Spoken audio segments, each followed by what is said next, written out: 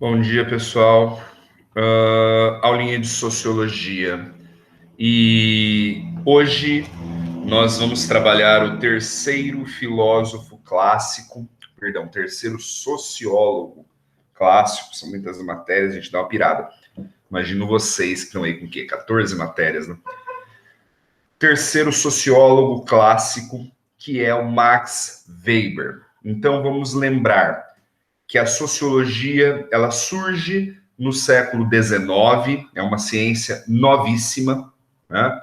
Ali no século de 1800 para 1900, em contexto de revolução industrial, em contexto de extrema urbanização, como nós já vimos. Vimos que o primeiro desses sociólogos, a primeira pessoa, não dos clássicos, dos três clássicos, os três clássicos são Durkheim, Marx e Weber. Mas a sociologia já havia sido tratada por um francês chamado Auguste Comte, que trabalhou o positivismo, que falou do determinismo biológico, darwinismo social, funcionalismo, desenvolvimento linear das culturas, onde nós já criticamos pelo sentido de ser pseudocientífico, de não há uma evidência científica nos elementos do Comte, além de ser eugênico, racista, machista e questionável de diversas formas.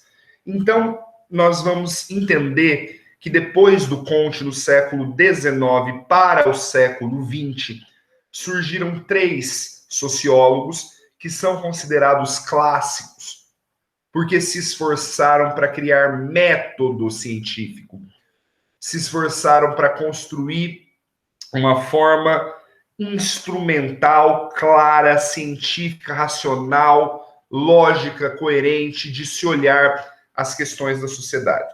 O primeiro deles foi Emile Durkheim, cujo instrumental que nos foi apresentado é o fato social. O Durkheim, lá no século XIX, diz o quê? Olha, para nós entendermos realmente uma sociedade, um coletivo, um grupo social, nós temos que identificar os fatos sociais, que são as coisas que acontecem, que têm a característica de ser externo ao indivíduo, geral, ou seja, válido para todo mundo, e coercitivo. Então, este sociólogo nós já vimos, e esse é o instrumental. O segundo é o Marx, que diz que para nós analisarmos uma sociedade, nós temos que analisar a partir da ótica materialista, que é a compreensão que o ser humano é resultado da sua situação econômica, da sua situação em relação aos meios de produção. Se você faz parte da minoria que possui meios de produção, então você faz parte de uma classe dominante. E se você vende a sua força de trabalho para sobreviver, então você está dentro de uma classe dominada. Então, o que o Marx está dizendo para principalmente as pessoas que pensam como Comte veja bem, não é a biologia, não é a configuração genética da pessoa que faz com que ela tenha esse ou aquele comportamento ou situação dentro de um coletivo, dentro da sociedade, mas sim a sua condição econômica. E agora o último deles é o Max Weber, que ele vai trazer novos elementos para trabalhar a sociologia. Lógico que aqui o Marx e o Durkheim eu passei rapidão, porque tem outras aulas que nós já vimos. Então vamos lá. Como sempre, contexto histórico, e aqui na sociologia, basicamente, para você saber citar esses autores em redação. Então, por isso que eu faço esse apanhado histórico, para contextualizar este autor. Aqui é uma coisinha mais rápida. O Max Weber, ele nasceu na Alemanha, e ele vai viver de 1864 a 1920, aonde ele está ali no Império Alemão, na prévia da Primeira Guerra Mundial, que vai de 1914 a 1917, e no começo da República de Weimar, que é o período alemão que está entre a Primeira e a Segunda Guerra Mundial. Ele era um economista e um jurista, ou seja, ele era envolvido com questões de direito. E dentre os seus grandes envolvimentos como jurista, ele trabalhou como consultor durante o Tratado de Versalhes, que você deve estar ligado na história. Se não está, dá uma procurada e dá uma lida nesse tratado rapidão, para você se conscientizar. Mas, basicamente, o Tratado de Versalhes é o tratado que põe fim à Primeira Guerra e impõe à Alemanha sérias restrições econômicas, militares, políticas, e que vai levar a Alemanha na crise muito grande durante os anos 20 e que vai, a partir dessa crise, desenvolver o Partido Nazista e, a partir dele, a Segunda Guerra Mundial. Então, o Weber ele está muito próximo à formação do Partido Nazista, não que ele era nazista, ok? Ele estava observando, né? Ele tem esse acesso à política, ele estava trabalhando, pensando nessas convulsões sociais que vai gerar a Primeira Guerra, ele estava vivo na Primeira Guerra, e também vai perceber a sementinha do Partido Nazista brotando na Alemanha. As duas grandes obras, que são essas que nós vamos estudar hoje, é a Ética Protestante e o Espírito Capitalista, de 1905, e a Ciência como Vocação, a Política como Vocação, em 1917, tá bom? Vamos lá. Então, agora, rapidinho, na Sociologia de Weber, para nós compreendermos. A Sociologia de Weber, você vai ter que pensar em dois elementos. É muito simples. O primeiro são as instituições sociais. O segundo são as ações sociais. Então, primeiramente, o pensamento político e sociológico deve ser estritamente racional. Então, o Weber ele vai ser um cara que vai desenvolver muito essa questão. Você não pode olhar para as questões sociais emocionado ou muito atrelado a um determinado partido ou a movimento social ou a visões que de alguma forma sejam preconceituosas. A razão, né? Então, a ciência como vocação, né? A razão, ela deve ser o carro-chefe para análise social. E esta razão deve se concentrar para compreender a sociedade, os elementos de um coletivo, a partir das ações sociais, instituições sociais, líderes e dominações sociais. Esses são os principais objetos da filosofia de Weber, da qual nós vamos entender agora. Pessoal, instituição social é muito simples. Pensa bem, quando você está numa sociedade, num coletivo, é necessário que as pessoas se comportem, em grande parte, de forma padrão. As pessoas se comportam mais ou menos da mesma forma. Isso é chamado de integração social. Veja, se nós fizermos uma análise do Messias, que é um coletivo, é uma sociedade, todo mundo que faz parte do Messias faz parte de uma sociedade. Ali existe uma integração. Todo mundo tem que se comportar em relação às suas roupas, a hierarquia que é formada desde o aluno até o conselho de escola, horário para ir ao banheiro, horário para comer, as matérias, ou seja, o Messias, para ele existir, ele tem que ter uma integração, ou seja, o comportamento das pessoas que convivem naquela sociedade tem que ser padronizadas. E o mesmo você fala agora de sociedades maiores. O cajuruense tem uma forma de se comportar, o brasileiro tem uma forma de se comportar. E esse comportamento igual, essa padronização do comportamento, essa divisão de comportamentos aceitáveis e não aceitáveis, são regulados pelas instituições sociais. Então, as instituições sociais, elas são organizações coletivas, de pessoas mesmo, que geram essas regras de comportamento. São grupos de pessoas que determinam os valores padrões de uma sociedade. Só que a instituição também não precisa ser um coletivo de pessoas. Ela pode ser uma ideia, uma abstração, que também gera padronização. Então, o que é a instituição? Grupos de pessoas ou abstrações que regulam o comportamento. Essa questão da abstração talvez fique mais claro daqui a pouco, quando nós começarmos a falar sobre os exemplos, certo? E qual que são as características dessas instituições? Praticamente as mesmas, ou quase as mesmas, do fato social. A instituição, ela é exterior ao indivíduo, independe da vontade. Ela oficialmente exerce o controle da sociedade, controla os nossos comportamentos e gera a coerção, ou seja, uma reação negativa para as pessoas que não se adequam a este comportamento. Então, Weber, para que estudar uma instituição? Porque ela que gera o comportamento do coletivo, ela que determina o comportamento de grupos sociais e da sociedade como um todo. Tá bom? Vamos lá, exemplos. As instituições, elas podem ser públicas ou estatais. Olha ali, a Constituição Federal. A Constituição Federal, ela é um grupo de pessoas? Não, ela é uma abstração. É algo abstrato. A lei é algo abstrato. Só que ela existe, né? E ela regula os nossos comportamentos. Então, por que a Constituição ela é uma instituição? E por que ela deve ser, ela é muito importante para ser estudada? Porque ali está falando o que você pode ou não pode fazer. Ah, eu quero trabalhar com 13 anos. Não, a Constituição não permite. Ah, eu quero, sei lá, abortar. Não, não pode. A Constituição não permite. Eu quero jogar no bicho. Não, a Constituição não permite. Também determina os nossos direitos. O político não quer construir um hospital. Não. A Constituição impõe a construção da saúde. Certo? Então, a Constituição ela é uma instituição abstrata que regula os nossos comportamentos. Ela é estatal porque ela vale para todo o território. Ela vale para todo o Estado. Ela é pública. Ela diz respeito a todos nós que moramos no Brasil.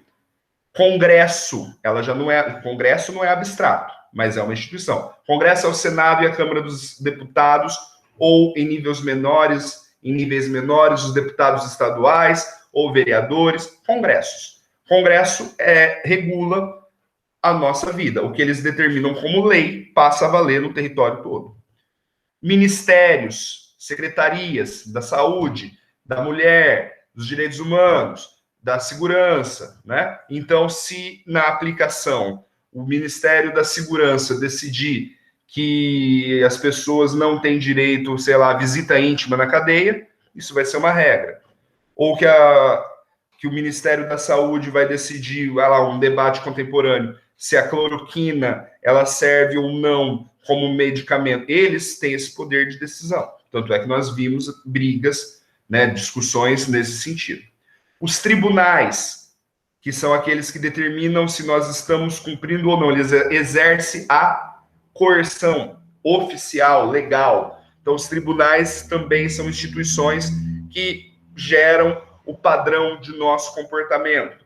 As Forças Armadas são as portadoras da violência oficial, da violência legítima, legal, né, legalizada, violência legalizada do Estado.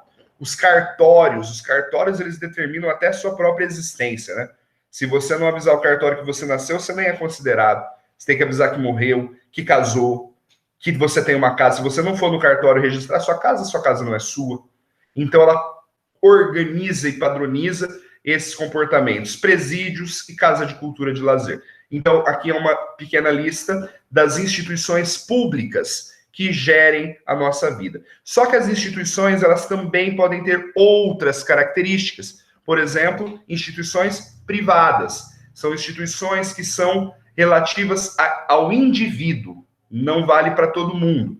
Por exemplo, a propriedade privada, ela é uma instituição. Dentro da sua fazenda, do seu sítio, da sua casa, do seu barraco, do seu mocó, você manda em certo nível. Dentro da sua casa, você, né, não caso vocês menores, mas quem tem a propriedade em si, ali as leis e as regras são geridas pelo dono, porque a propriedade privada também é uma instituição. Se eu for na sua casa, eu tenho que aderir a comportamentos que você preza. Por exemplo, se você for um cara que seja contra o uso de imagens sagradas, eu estou entrando com uma cruz e você pede para eu tirar, se eu quiser entrar na sua propriedade, eu tenho que tirar. Ou seja, dentro da sua propriedade privada, você regula o comportamento. Empresas privadas, dentro da sua indústria, do seu escritório, da sua fábrica em geral, do seu ponto de comércio. Todas essas empresas também são instituições privadas, e ali, até certo nível, você pode determinar a regulação de comportamento. Lógico que as instituições públicas, elas acabam tendo um poder maior num país como o Brasil. Existem países que têm um liberalismo econômico, uma liberdade maior na propriedade privada, mas existem outros também que têm muito pouco. Exemplo, você pode determinar na sua empresa que você não quer uma pessoa no balcão com tatuagem, mas você não pode escolher se essa pessoa vai ser negra ou branca, porque a Constituição veda a divisão a partir da etnia. Mas brinco e tatuagem, ou seja, você tem dentro da sua empresa uma certa limitação, mas também tem muitas coisas da qual você decide, porque é uma instituição. Eu posso escolher se eu vou empregar homem ou mulher, mas não posso escolher pagar mais para homem. Correto? Uma outra instituição privada é a família, né? Quando você está em casa e existe uma organização familiar, essa família é uma instituição porque ela coloca regras. Seu pai e a sua mãe colocam regras para você. Em famílias onde a estrutura patriarcal é muito presente, normalmente você tem o pai que manda em tudo aquilo ali. Correto? Então, a família, ela é uma instituição privada também, e também limitada aos caráteres públicos. Por exemplo, o homem pode mandar na mulher? Pode. A lei não vai falar nada se ela obedecer. Ele pode espancar, ele pode prender, limitá-la financeiramente? Não, porque a lei não proíbe. A lei proíbe. Outra forma de instituição são as instituições tradicionais, que são as igrejas. As igrejas, elas geram padrões de comportamento. Se você faz parte de uma igreja evangélica, tem uma série de protocolos de comportamento que você deve seguir. Na católica, outro. Se você frequenta um terreiro de umbanda, outro. Uma mesa espírita, outro. Ou seja, as instituições tradicionais, elas são as igrejas, e que também ela produz uma determinada padronização de comportamento. A igreja no Brasil, ela é muito forte, muito influente, principalmente as igrejas cristãs, né, católica e evangélica, mas existem países em que as instituições tradicionais, elas são acima das instituições públicas. Por exemplo, se você pega o Irã, que é uma teocracia, ou seja, a religião comanda, a igreja muçulmana, ou seja, uma instituição tradicional, tem mais poder que o público. Aqui, na teoria, a instituição pública, ela vale mais do que a tradicional. Ela limita. A igreja, ela tem certos limites, apesar de ter certos benefícios, certos limites na sua atuação. Por fim, as instituições culturais. Olha aí, o nosso idioma é uma instituição. Olha que interessante. É uma abstração, né? Mas o idioma regula o nosso comportamento. Você só pensa a partir do idioma que você foi criado. Então, toda a nossa forma de pensar, ela está padronizada muito pelo idioma. Se eu digo eles para um grupo onde tem mais moças que moços, mas digo elas para um grupo que tem mais moças que moços, não pode, né? Se eu digo eles e ali tem mais mulheres, não tem problema, mas se eu digo elas e ali tem mais homens ou um homem só, esse homem pode se ofender, ou seja, a nossa língua é intrinsecamente machista, o que mostra, enquanto instituição cultural, que nós temos aí um protocolo de comportamento que é machista, isso dentre muitos outros exemplos, como você não trata o seu parceiro afetivo sem usar o pronome possessivo eu, minha namorada, sua esposa, seu namorado, seu esposo. Ou seja, sempre você vai tratar o companheiro como coisa, não tem outra forma de dizer isso. E aí muitas outras coisas, muitos outros elementos, mas o idioma, eles nos condiciona a uma forma de se comportar. Convenções científicas, a Organização Mundial da Saúde, a OMS, a ABNT, que regula as formas de se escrever um artigo científico, a FAPESP, que é uma instituição que patrocina as pesquisas, são todas convenções que regulam o comportamento. Por exemplo, a OMS no caso da cloroquina, ela é claramente contra o uso discriminado da cloroquina. Então, ela também padroniza o nosso comportamento. Convenções artísticas, como Casa de Cultura ou a Fundação Nacional da Arte, que é a Funarte, que determina o que você pode considerar arte, o que é vendido, o que pode ser exibido para menor, o que não pode, certo? São instituições culturais. A grande questão, a importância das instituições para Weber é que você, entendendo ela, você entende basicamente a sociedade como um todo, porque você está indo no cérebro do comportamento. Todo mundo está, querendo ou não, gostando ou não, submisso às instituições. A lei vai te regular, você concordando ou não, certo? Então, estude as instituições e entenda a sociedade que você está estudando. Essa é a importância para Weber. Aqui cabe uma reflexão que é extremamente interessante. Vamos ler, ó. As instituições são orgânicas, ou seja, ela não é mecânica, ela é orgânica. Ela está acontecendo a todo momento. Ela está fazendo amizades, ela está fazendo inimigos, tá? Ela é orgânica. Todas elas. E estão sempre em disputa de poder, podendo ser veículo de coerção, proteção ou mudança na regulamentação de poder. O que isso significa? Pessoal, hoje nós estamos assistindo, por exemplo, a disputa entre duas instituições políticas federais, que eu acho que é uma oportunidade para a gente já falar um pouquinho de atualidades. Enquanto você tem o poder executivo, que é a presidência e os ministérios, tomando uma determinada posição em relação à política, principalmente à pandemia e ao estado de calamidade, você tem o poder judiciário, que são os juízes, que limitam o poder executivo. Então, quando o poder executivo, presidente, ministros, colocam uma lei, como é o caso da cloroquina, ou como foi o caso da indicação de um agente, de um delegado maior da Polícia Federal, e aí o judiciário vem e fala, não pode por isso, por isso. Ou seja, existe uma briga entre essas duas instituições. Hoje, você pode falar que o Poder Judiciário e o Poder Executivo no Brasil estão em disputa por poder. Esse é um exemplo. Ou então o Poder Executivo com a OMS. Você tem ali a OMS falando que o protocolo da pandemia é um e o Executivo propondo uma outra coisa. Então há uma disputa entre a instituição estatal, Poder Executivo, e a instituição científica, OMS. As igrejas evangélicas, em sua maioria, consideram que família é pai, mãe e filhos. A nossa lei considera a relação homoafetivo. Então, pode ser pai, pai, filhos, mãe, mãe e filhos. Ou seja, a igreja e o movimento LGBT, que pode ser considerado instituição também, ou a própria Constituição, estão em disputa para definir o que é família.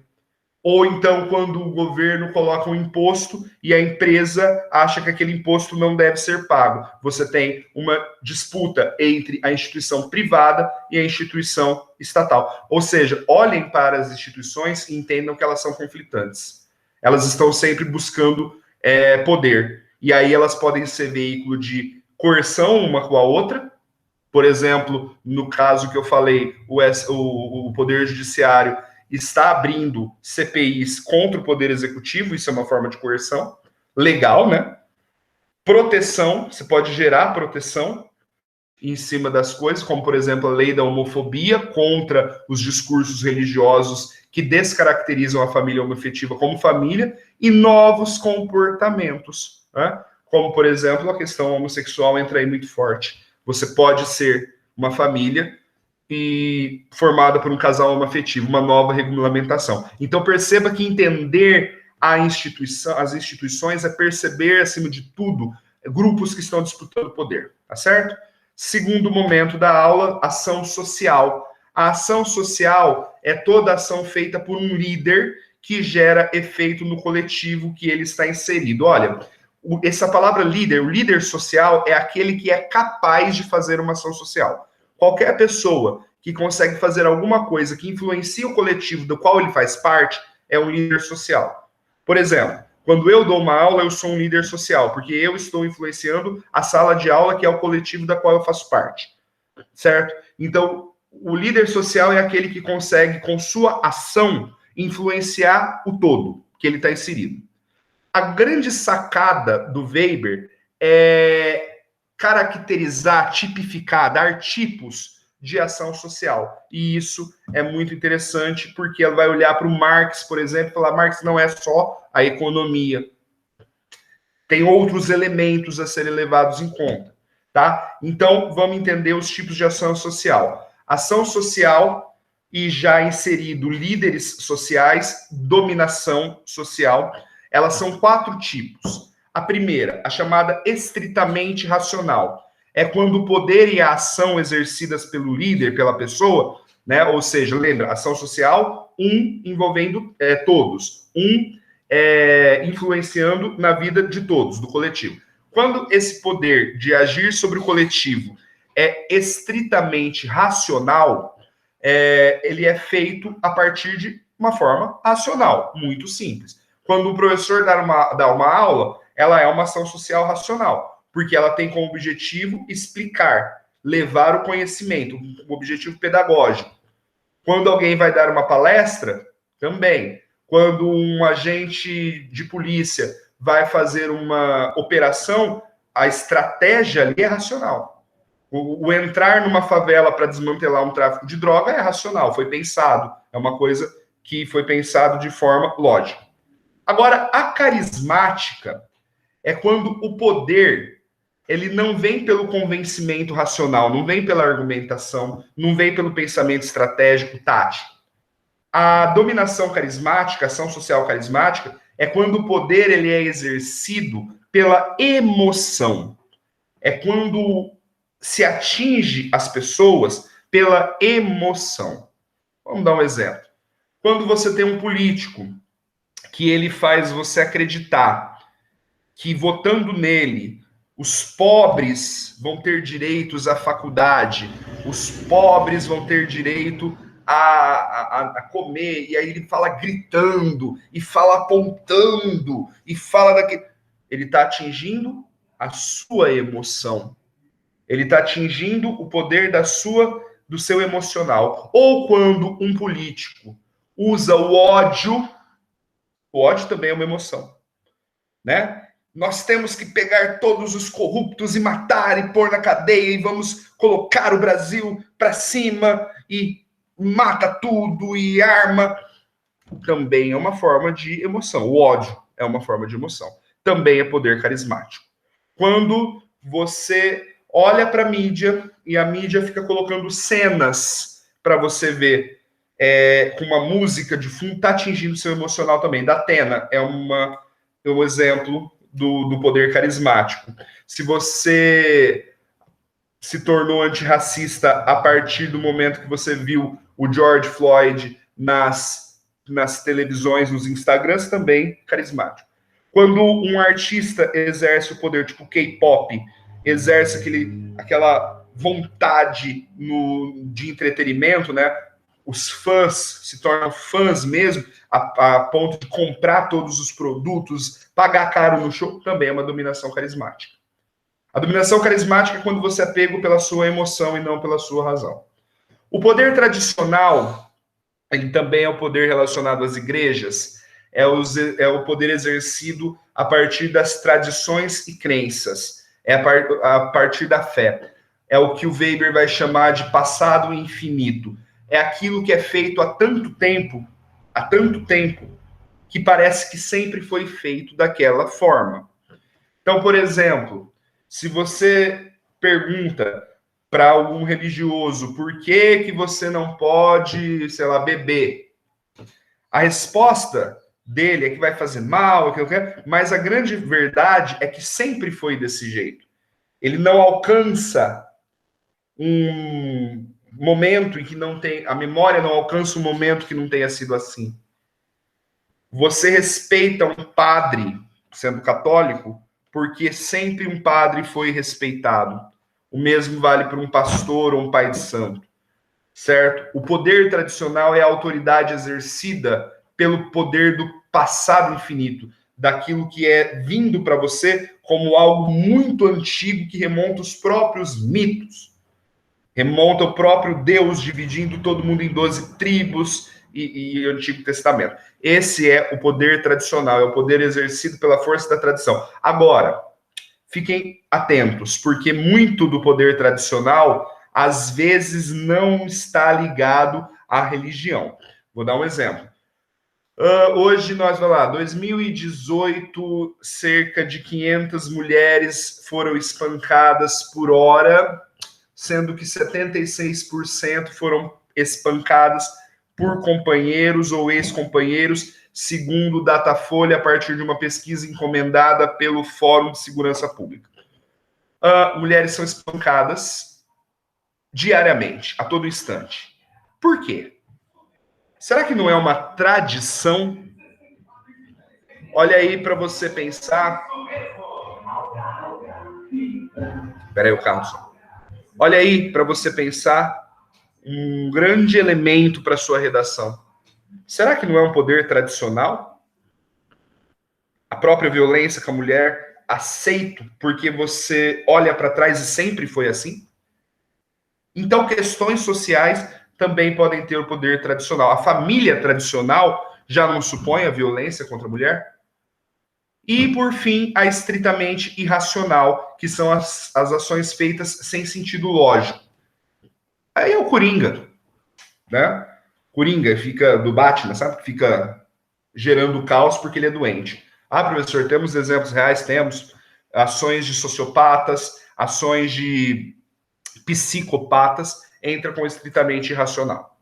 Ela não está sendo pensada, ela só está sendo feita, tá? Quando, por exemplo, aquele maluco ano passado, pelo Tinder, encontrou com uma moça, esquartejou a moça, pendurou a cabeça da moça, tudo, essa ação vai influenciar a família, a localidade, as instituições de polícia, simplesmente porque o cara era doente. Então, o Weber assume que existem ações que elas não têm nenhum sentido, elas só são feitas por loucura. São mais raras, mas existem. Pessoal, este foi o Max Weber, o último sociólogo clássico que nós estudamos. Bom dia.